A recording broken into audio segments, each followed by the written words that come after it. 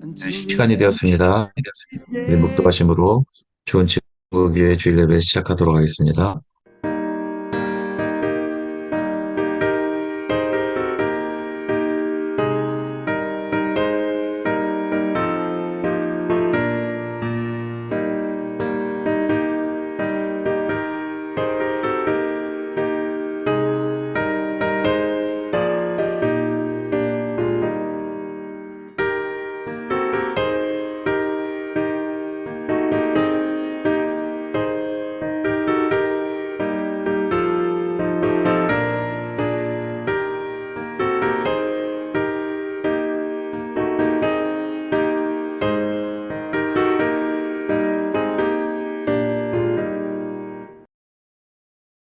우리 함께 날 위해 이 땅에 오신 주님, 온 마음 다해 함께 찬양드리겠습니다.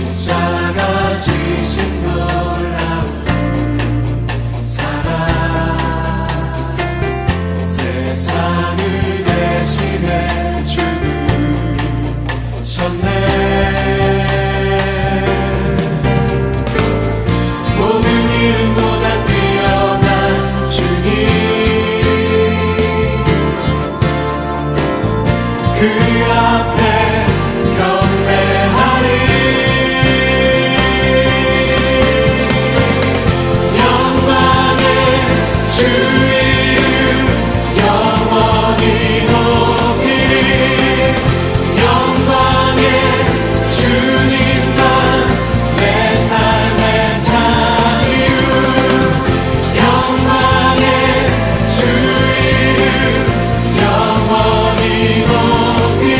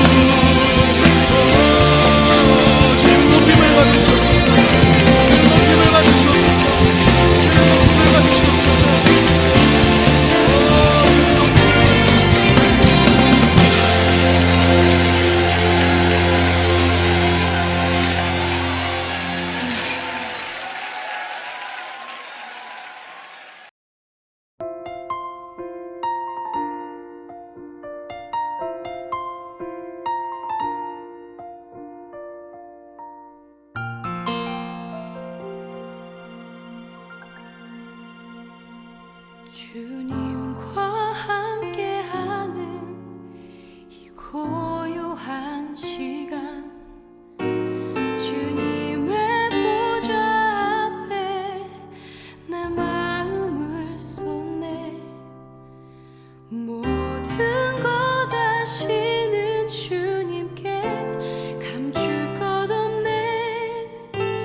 내 맘과 정성 다해 주 바라나이다.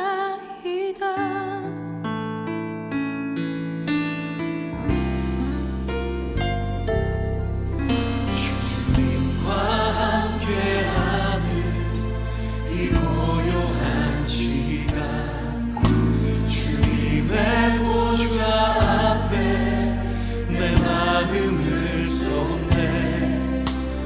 모든 것 아시는 주님께 감출 것 없네. 내 맘과 정성 다해 주 바라나이다. 온 맘 다해 사랑합니다. 온 맘 다해 주 알기 원하네. 내 모든 삶 당신 것이니 주만 섬기리.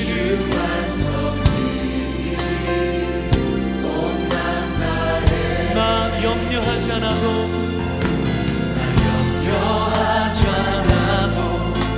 내 쓸 것 아시니. 오직 주의 얼굴 구하게 하소서. 예, 주님 해할 수 없을 때라도 감사하며 날마다 순종하며 주 따르오리라. 온 맘 다해 사랑합니다. 온 맘 다해 주 알기 원하네. 내 모든 삶 당신 것이니 주만 섬기리. 온 맘 다해 사랑합니다. 온 맘 다해 온 맘 다해 주 알기 원하네. 내 모든 오직 당신 것이니 주만 섬기리. 온 맘 다해 온 맘 다해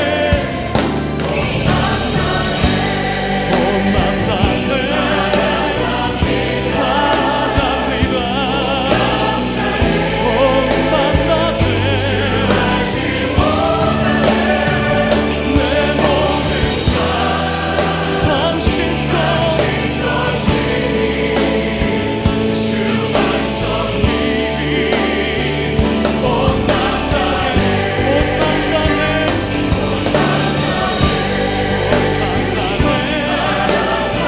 사랑합니다. 예, 아버지 온 맘 다해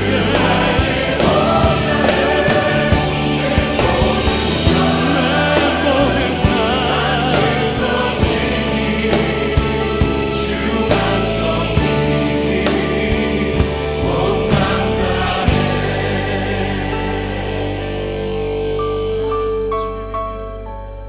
주만 섬기리. 온 맘 다해. 예, 아버지 예, 아버지 예, 아버지.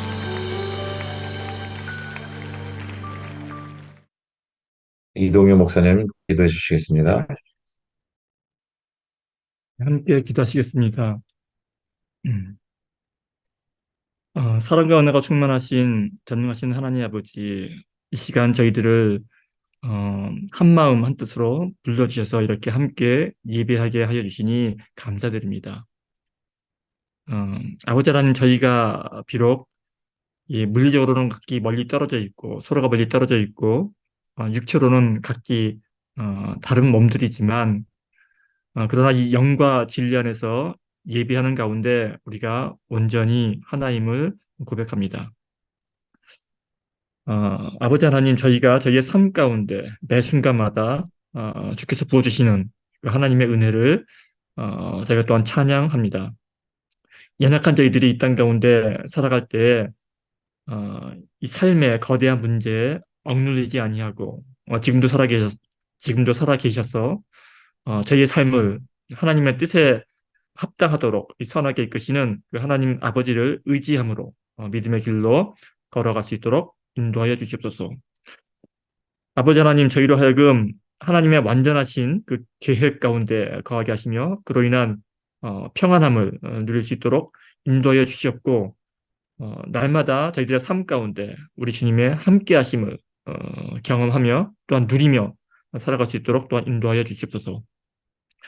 아버지 하나님, 오늘 이인영 목사님을 통하여 선포하실 우리 주님의 말씀에 권세와 능력을 더하여 주시고 또한 이 말씀을 통하여 저희들의 마음을 다스려 주시고 의의 길로 인도하여 주시며 이웃을 더욱 사랑하고 연약한 자들을 세우는 그러한 제자들 될 수 있도록 인도하여 주시옵소서.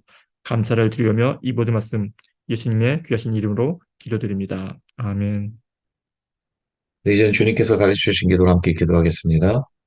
하늘에 계신 우리 아버지여, 이름이 거룩히 여김을 받으시오며 나라가 임하시오며 뜻이 하늘에서 이루어진 것 같이 땅에서도 이루어지이다. 오늘 우리에게 일용할 양식을 주시옵고 우리가 우리에게 죄 지은 자를 사하여 준 것 같이 우리 죄를 사하여 주시옵고 우리를 시험에 들게 하지 마시옵고 다만 악에서 구하시옵소서. 나라와 권세와 영광이 아버지께 영원히 있사옵나이다. 아멘. 네, 오늘 함께 나눌 말씀은 갈라디아서 1장 3절에서부터 5절 말씀입니다. 우리 함께 읽도록 하겠습니다. 우리 하나님 아버지와 주 예수 그리스도로부터 은혜와 평강이 있기를 원하노라. 그리스도께서 하나님 곧 우리 아버지의 뜻을 따라 이 악한 세대에서 우리를 건지시려고 우리 죄를 대속하기 위하여 자기 몸을 주셨으니 영광이 그에게 세세토록 있을지어다. 아멘. 네, 오늘은 이인영 목사님께서 다른 복음은 없다라는 제목으로 말씀 전해주시겠습니다. 우리 교우분들 중에는 이미 결혼을 하신 분들이 많이 계신데 여러분은 우연한 기회에 배우자를 만나셨나요? 아니면 지인의 소개로 선을 보셔서 배우자를 만나셨나요? 예전 분들은 맞선이라는 것을 통해서 배우자를 만난 경우가 참 많았죠. 요즘은 선을 본다라는 말을 잘 안 쓰긴 하지만 여전히 남녀는 주변 지인들의 도움으로 만남을 시작하곤 하지 않습니까? 뭐 소개팅 이런 말들이 있잖아요.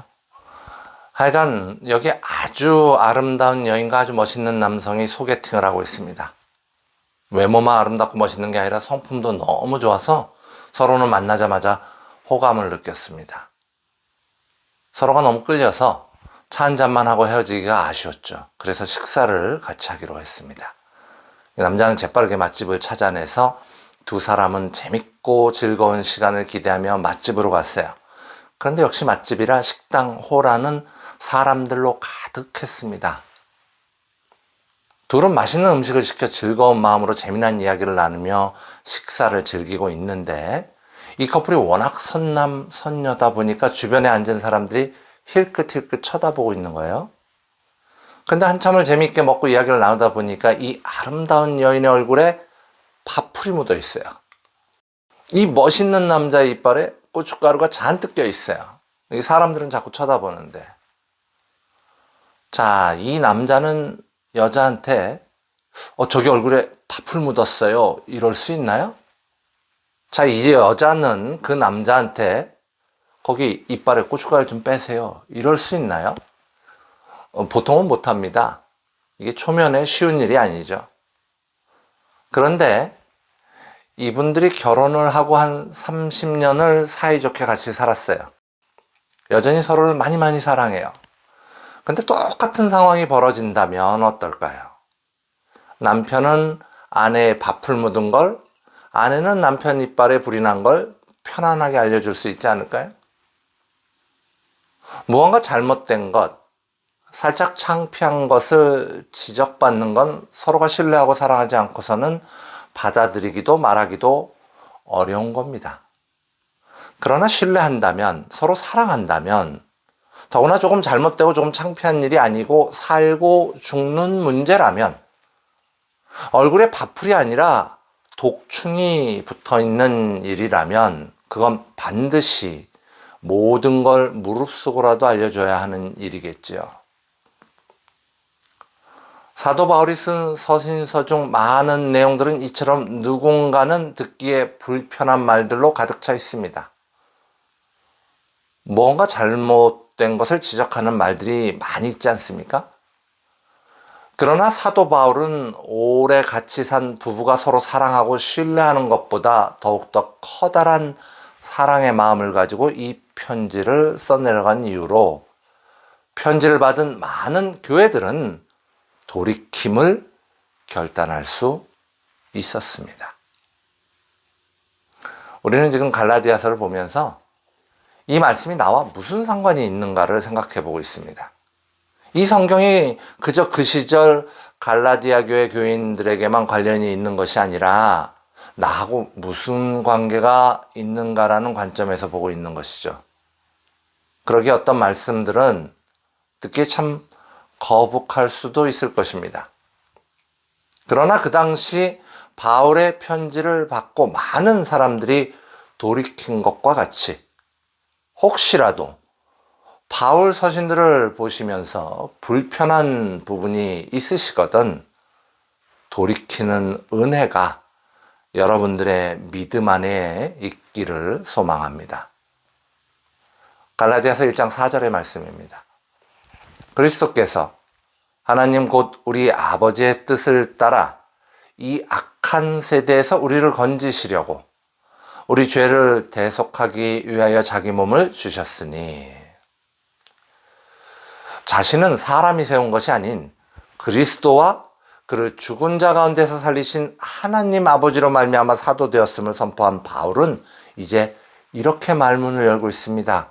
그리스도께서 하나님 곧 우리 아버지의 뜻을 따라 이 악한 세대에서 우리를 건지시려고 우리 죄를 대속하기 위하여 자기 몸을 주셨으니 얼핏 보기에 그냥 그런가 보다 하고 넘어가기 쉬운 이 구절은 아주 중요한 내용들을 담고 있습니다. 우리는 흔히 예수 그리스도라고 부릅니다. 아마 성경을 영 모르는 사람들은 예수가 성이고 그리스도가 이름인가 보다 이렇게 이해할 수도 있겠죠? 갈라디아서 1장 3절에서 바울은 주 예수 그리스도라고 말하고 있습니다. 여기서 주는 큐리오스라는 헬라어를 썼는데 이게 히브리어로는 아도나이입니다. 이 말 아도나이라는 말은 여호와로 써져 있는 글을 읽을 때 하나님의 이름을 감히 부를 수가 없어서 주, 아도나이 이렇게 불렀던 단어입니다. 여호와라고 쓰고 아도나이라고 읽었다는 거죠. 그런데 지금 예수님을 부르면서 아도나이 예수라고 부르고 있습니다. 바울의 이 부름은 여호와 하나님과 예수님이 본질상 동일하다는 것을 말하고 있는 거예요. 삼위일체 하나님에 대한 고백이 아도나이 예수, 주 예수라는 말 속에 녹아 있는 거죠. 그렇다면 예수라는 이름은 무슨 뜻을 가지고 있을까요? 예수라는 이름은 여호수아, 여호와는 구원이시다라는 뜻의 헬라식 표기입니다. 여러분들은 이미 이 내용을 잘 아시죠? 마태복음 1장 21절을 보면 하나님의 사자가 나와 요셉에게 현몽하는 장면이 있는데 함께 읽어보시겠습니다. 아들을 낳으리니 이름을 예수라 하라. 이는 그가 자기 백성을 그들의 죄에서 구원할 자이심이라 하니라. 여호와는 구원이시다. 여호수아, 예수, 자기 백성을 그들의 죄에서 구원하신다. 잘 연결이 되십니까? 그러나 그 당시 예수라는 이름은 아주 흔한 이름이었습니다. 이 마을에도 예수, 저 마을에도 예수, 할아버지도 예수, 손자도 예수. 우리 한국 이름 중에도 굉장히 흔한 이름이 있죠. 굉장히 좋은 뜻을 갖고 있어도 너무 흔해서 귀하게 느껴지지 않는 그런 이름, 예수라는 이름으로 성자 하나님이 세상에 오신 것은 참 많은 의미를 생각해 보게 합니다. 자, 이제 바울은 여기에 주 예수의 한 가지의 단어를 덧붙입니다. 뭡니까? 그렇죠. 그리스도. 주 예수 그리스도.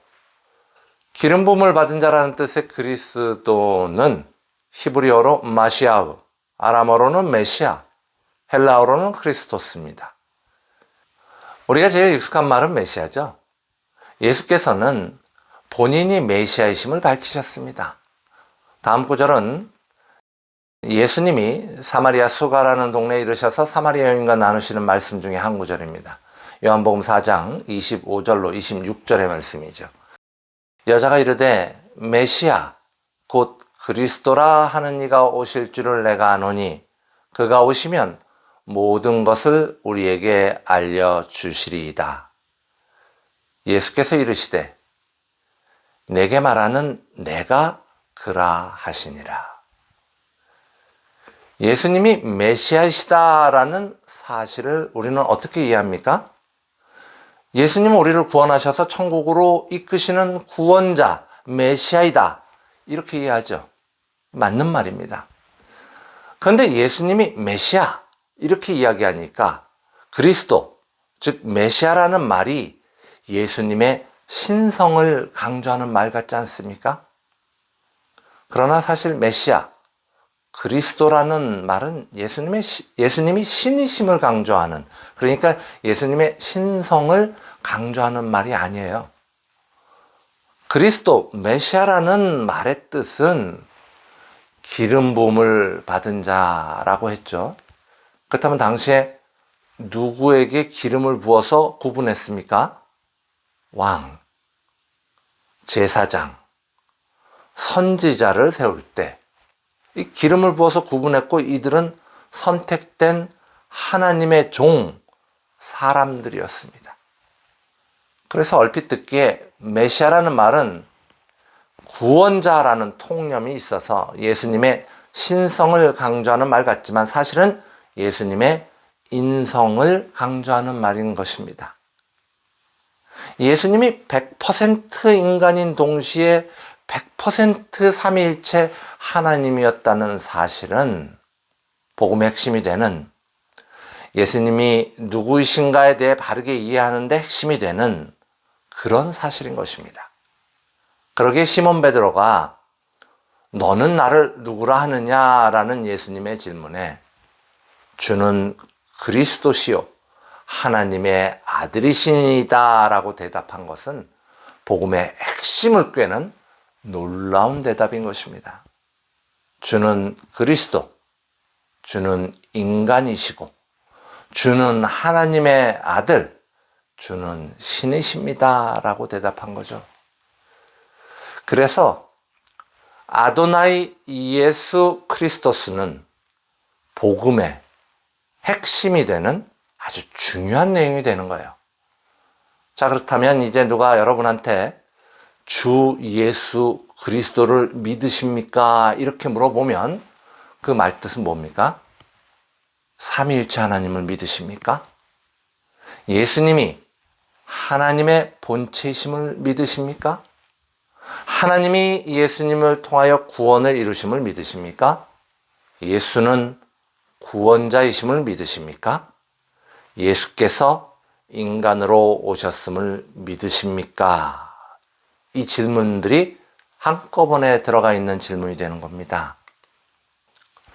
이 질문의 답은 뭡니까? 아멘입니다. 아멘, 아멘, 또 아멘입니다. 자, 이분 그리스도께서 2000년 전에 세상으로 오셨습니다. 왜 오셨을까요? 그리스도께서 하나님, 곧 우리 아버지의 뜻을 따라. 아담과 하와가 죄를 지은 이후에 모든 인간은 죄와 벗하며 살아왔습니다. 한 사람이 살아가는 인생을 보면 아담과 하와로부터 이어진 원죄를 기초로 해서 자기 죄를 하나씩 그 위에 쌓아 놓는 거예요. 나중에는 옛날에 지은 죄는 이 새로운 죄들로 덮여서 보이지도 않을 정도가 됩니다. 정말로 조금만 양심이 있다면 자기가 얼마나 죄인이라는 사실을 누구나 잘 알 수 있을 것입니다. 저 또한 20여 년이라는 시간을 목회를 해왔지만 아직도 쉴 새 없이 솟아나는 죄성 때문에 이놈의 죄 정말 지긋지긋하다 할 때가 참 많습니다. 겉으로 아무리 멀쩡해 보여도 남들은 다 속여도 나는 아는 거예요. 내가 얼마나 죄인인지. 목사여도 장로여도 집사여도 권사여도 죄 앞에서 자유로울 수가 없는 거예요. 우리는 이렇습니다. 작은 죄로부터 큰 죄까지 작거나 크거나 간에 인간은 자기 힘으로 죄를 완벽하게 넘어설 수 없습니다. 그런데 문제는 작은 죄이건 큰 죄이건 간에 죄의 값은 사망이라는 겁니다. 이것이 하나님께서 정하신 법칙입니다. 죄 지은 자는 죽는다. 그러니까 우리는 다 죽는 게 맞는 거예요. 목사님이 운전하고 가다가 갑자기 누가 끼어든다고 욕을 해도 마음속으로는 벌써 누군가를 죽이고 있는 거 아닙니까? 그게 죄라고요. 그러니까 다 죽는 게 맞는 거라고요. 그런데 하나님, 곧 우리 아버지께서는 다른 뜻을 가지고 계셨습니다. 그 뜻은 뭡니까? 100% 인간이지만 0%의 죄를 가지고 계신, 그러니까 죄가 아예 없는 유일한 인간 예수를 보내셔서 십자가에 죽게 하심으로 죄가 없는데도 불구하고 죽음이라는 값을 지불하게 하셔서 그 크레딧을 이용해서 우리를 구원하시려는 뜻을 가지고 계셨던 겁니다. 그것이 바로 대속입니다. 그리스도께서는 바로 이 하나님의 뜻을 따르신 것입니다. 이게 얼마나 놀라운 이야기냐 하면요, 나를 구원으로 이끄시는 이 예수가, 아도나이 예수 그리스도가 아버지 하나님께 순종하셨다는 거예요. 예수님을 통한 구원의 역사가 순종을 통하여 이루어졌다는 말입니다. 구체적으로 예수님은 어떻게 순종하셨습니까? 십자가를 지시고 골고다 언덕을 오르지 않습니까? 십자가에 달려 피 흘리고 돌아가셨습니다. 속죄 제사의 어린 양을 잡아 제물로 삼듯이 예수께서는 자신의 몸을 속죄 제사의 제물로 삼으셨습니다. 하나님께 순종하되 죽도록 순종하신 거죠. 그 결과는 무엇입니까? 이 악한 세대에서 우리가 건져지는 것입니다. 마태복음 1장 21절, 아들을 낳으리니 이름을 예수라 하라. 이는 그가 자기 백성을 그들의 죄에서 구원할 자이심이라는 예언이 성취되는 것입니다. 그 당시 유대인들은 다윗의 가문에서 메시아가 나와서 자신들을, 그러니까 나라를 잃고 고통받는 자신들을 로마의 압제에서, 그 고통에서 정치적으로 또는 군사적으로 구원해 내실 것을 소망했습니다.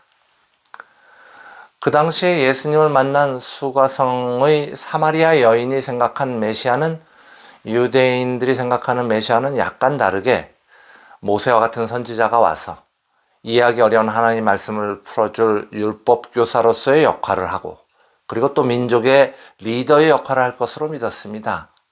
사마리아인들은 유대인들보다 조금 작은 역할을 감당할 메시아를 기대하고 있었죠. 자, 그렇다면 오늘 우리는 메시아이신 예수님께 무엇을 기대합니까?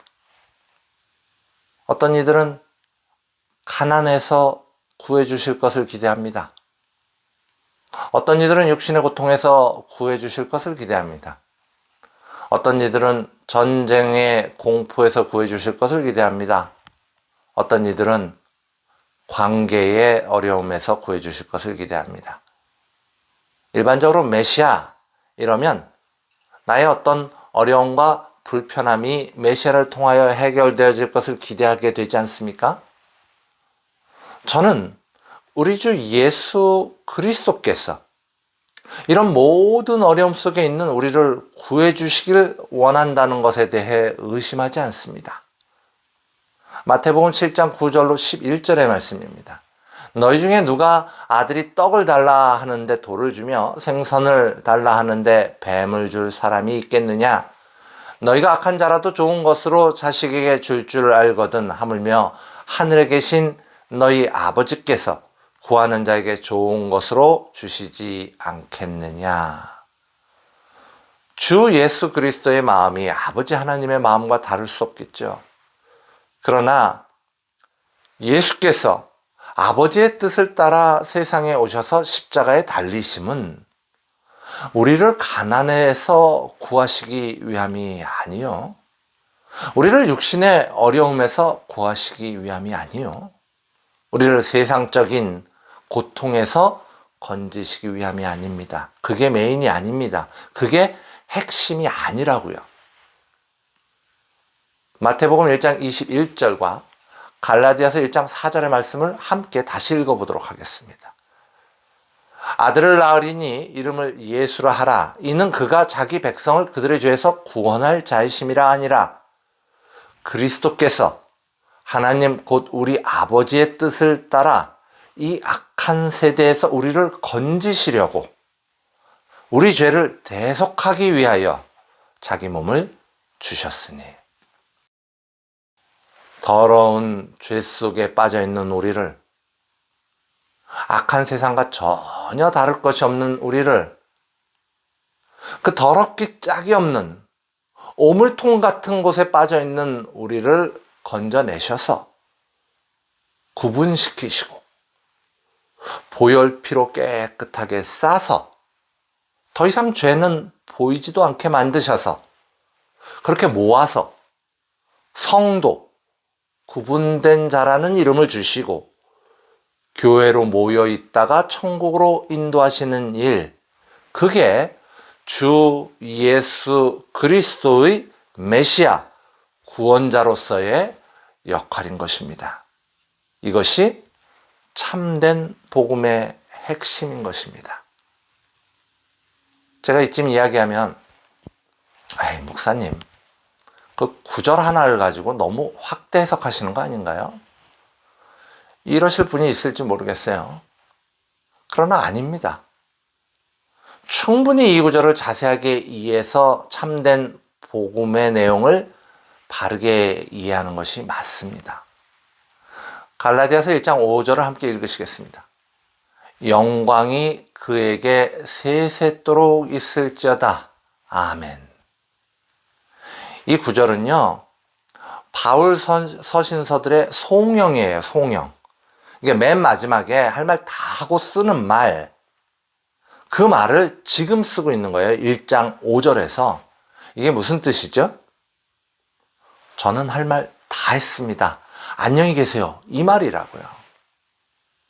가짜 복음에 흔들리는 사람들을 향해 참된 복음을 응축된 단어들로 설명한 바울은 이게 바로 핵심이다라는 말을, 핵심이 되는 말 바로 뒤에 송영을 씀으로써 강조하고 있다는 겁니다. 주 예수 그리스도, 아버지의 뜻을 따라 죄에서 우리를 건지시려고 우리 죄를 대속하기 위하여 자기 몸을 주셨으니, 한 자를 더해도 가짜 복음이요, 한 자를 빼도 거짓 복음입니다. 참된 복음을 이해하시는 은혜가 여러분 가운데 충만하시기를 간절히 소망합니다. 네, 우리 함께 예수 더 알기 원하네 찬양 드리겠습니다.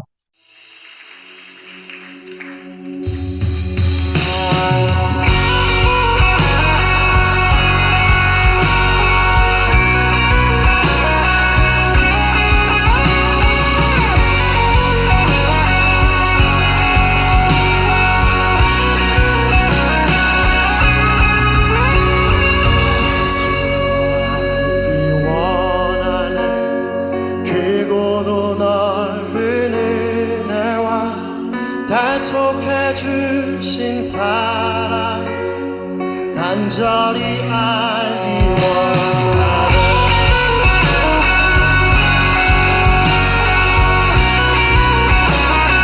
예수도 알기 원하네. 예수도 알기 원하네. 크고도 넓은 은혜와 계속해 주신 사랑을 간절히 알기 원하네. 내 평생의 소원, 내 평생의 소원, 내 평생의 소원, 계속해 주신 사랑을 간절히 알기 원하네.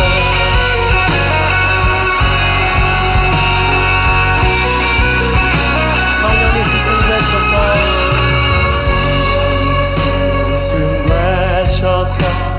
진리를 가르치시고 거룩한 뜻을 깨달아 예수를 알게 하소서.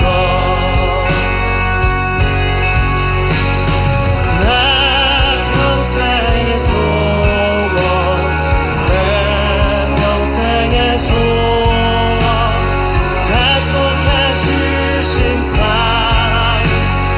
간절히 알기 원하네. 신을 더 알기 원하네. 성령에 감화받아서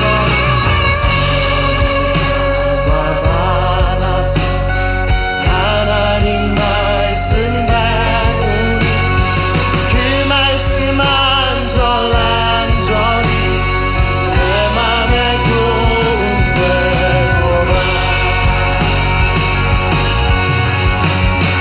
내 평생의 소원,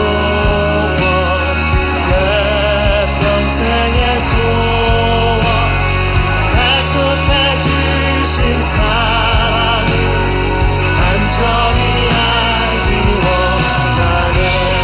내 평생의 소원, 내 평생의 소원,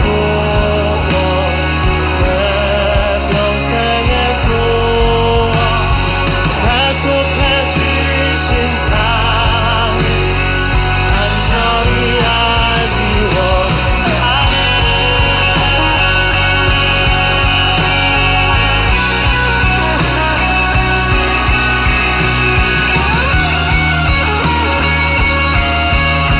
신을 더 알기 원합니다.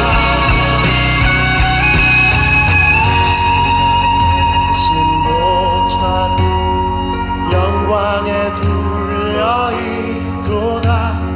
평화의 왕이 오시니 그 나라 왕성하도다.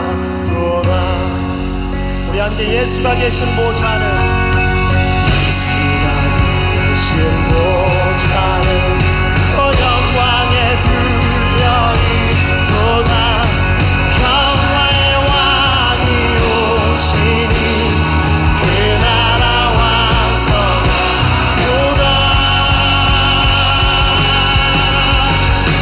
내 평생의 소원, 내 평생의 소원,